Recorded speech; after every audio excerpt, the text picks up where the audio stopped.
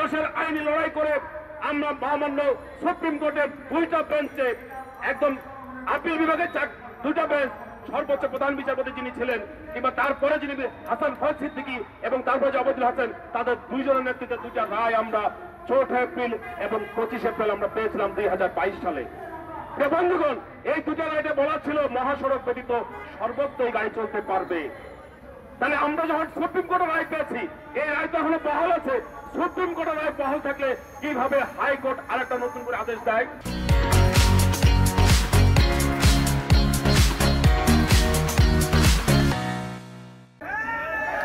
আমরা বলতে চাই এখানে সমস্যার সমাধান। আজকে পরিস্থিতি যে নৈরাজ্যকর বা অবরোধ সৃষ্টি হয়েছে, যে যারা যে ভাষায় বলছেন না কেন, এটা তো আজকে তৈরি করা হয়েছে পরিস্থিতি। এটা তো উস্কানি, আপনারা উস্কানি। এখন কারাই উস্কানি দিচ্ছে? ফলে মহামান্য সুপ্রিম কোর্টের যে রায় আছে, আমরা মনে করি তার আলোকেই এই হাইকোর্টের রায় কিন্তু অকার্যকর হয়ে যায়। ফলে আমরা সরকারকে আমরা অনুরোধ করবো, প্রশাসনকে অনুরোধ করবো, আপনারা সেই ব্যাপারে পদক্ষেপ নেন। নাম্বার 2, আমরা বলতে চাই তাহলে এটা একটা জরুরি ব্যাপার। নাম্বার 2 হচ্ছে আমরা দীর্ঘ 12 বছর ধরে লড়াই করছি। আপনারা জানেন 3 হুইলার সমজাতীয় মোটরযান নীতিমালা আছে। সেই নীতিমালার আলোকে এই গাড়িগুলোকে নিবন্ধন, লাইসেন্স এবং রুট পারমিট দেওয়ার কথা আছে এবং এটা গাড়ি একটা ডিজাইন করে সেটা হবে। তাহলে আমরা পরিষ্কার করে বলতে চাই, যদি আপনি নীতিমালা তৈরি করেন তাহলে তো এটা গাড়ির যে নিরাপত্তার প্রশ্ন সেটা চলে আসবে, আধুনিকরণের প্রশ্ন চলে আসবে।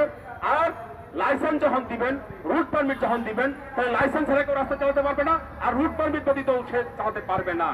তার মানে আপনি হয়রানি হওয়ার তো কোনো সুযোগ নাই। আমার অনুমতি আছে রাস্তায় চলবো, আমি সেখানে চলবো, যেখানে থাকবো আমি সেখানে চালাবো না।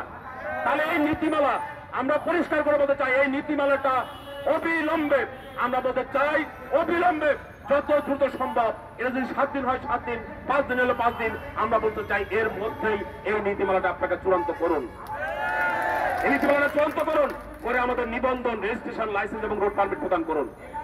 নাম্বার 3, আমরা বলেছি আমরা মহাসড়কে উঠতে চাই না, কিন্তু মহাসড়কের পাশে আপনারা বাইলেন সার্ভিস সেট করে দেন। আপনারা জানেন ঢাকা মাওয়া হাইওয়ে, আপনারা গেছেন না?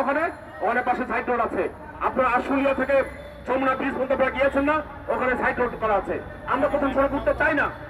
আমরা ঢাকা শহরে যখন নিষিদ্ধ করে দেওয়া হলো আমাদের এই ফাটাক স্টোবাদল কাদের খুনি, আপনারা জানেন তারা বৈঠক করে 2 সিটি কর্পোরেশনের মেয়র যারা এখন পলাতক, একজন এরএসএস, একজন পলাতক আছেন, তারা মিলে সিদ্ধান্ত নিলেন ঢাকা শহরে এই গাড়ি চলতে পারবে না। ওই শেখ হাসিনার নেতৃত্বে তার মন্ত্রিসভা সিদ্ধান্ত দিয়েছিল ঢাকা শহরের প্রধান সড়ক ছাড়া সমস্ত রাস্তা তারা চলতে পারবে। তাহলে একটা সরকারের মন্ত্রিসভার সিদ্ধান্ত আছে, সুপ্রিম কোর্টের রায় আছে, তারপরেও কেন এক অনাকাঙ্ক্ষিত হবে এই হাইকোর্টের হস্তক্ষেপ আজকে চলে আসলো? বলে আমরা এই বিষয়গুলো প্রশ্ন করতে চাই।